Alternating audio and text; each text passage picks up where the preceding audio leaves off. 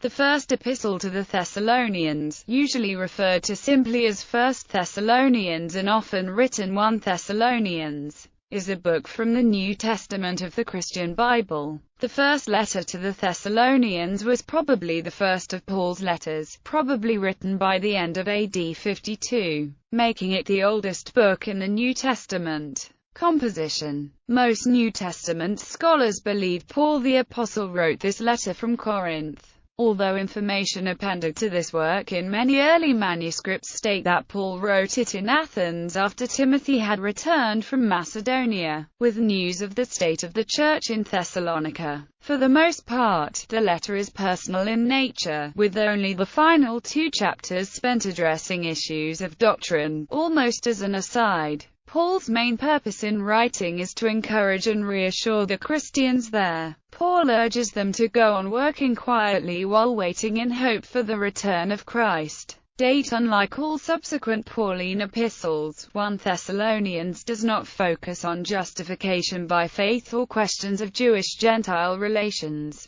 themes that are covered in all other letters. Many scholars see this as an indication that this letter was written before the Epistle to the Galatians, where Paul formed and identified his positions on these matters. Authenticity. The majority of New Testament scholars hold 1 Thessalonians to be authentic, although a number of scholars in the mid-19th century contested its authenticity, most notably Clement Schrader and F.C. Bohr. 1 Thessalonians matches other accepted Pauline letters, both in style and in content, and its authorship is also affirmed by 2 Thessalonians. 1 Thessalonians chapter 2 verses 13 to 16 have often been regarded as a post-Pauline interpolation. The following arguments have been based on the content. It is perceived to be theologically incompatible with Paul's other epistles. Elsewhere, Paul attributed Jesus' death to the rulers of this age, rather than to the Jews. And elsewhere Paul writes that the Jews have not been abandoned by God, for all Israel will be saved, according to 1 Thess 1:10. The wrath of God is still to come. It is not something that has already shown itself. There were no extensive historical persecutions of Christians by Jews in Palestine prior to the First Jewish War. The use of the concept of imitation in 1 Thess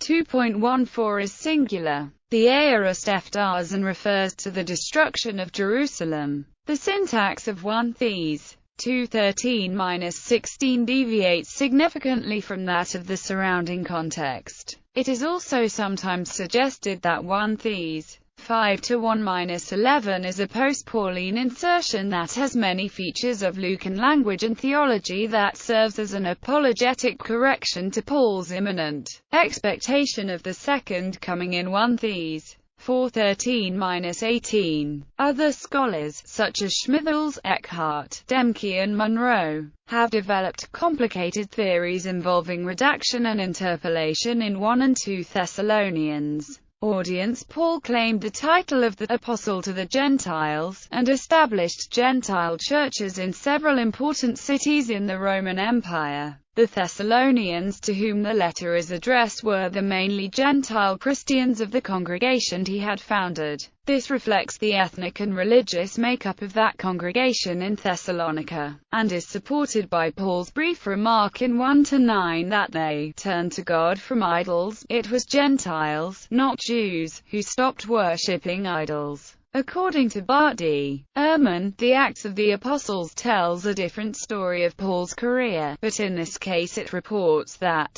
while there were some Jews converted during Paul's initial preaching in Thessalonica, the Gentiles who were converted were a large number, and the Jews as a body fiercely opposed Paul's work there. Contents. Outline. Salutation and thanksgiving. Past interactions with the church. Regarding Timothy's visit. Specific issues within the church. Relationships among Christians mourning those who have died, preparing for God's arrival. How Christians should behave. Closing salutation. Text. Paul, speaking for himself, Silas, and Timothy. gives thanks for the news about their faith and love. He reminds them of the kind of life he had lived while he was with them. Paul stresses how honorably he conducted himself, reminding them that he had worked to earn his keep, taking great pains not to burden anyone. He did this, he says, even though he could have used his status as an apostle to impose upon them. Paul goes on to explain that the dead will be resurrected prior to those still living, and both groups will greet the Lord in the air.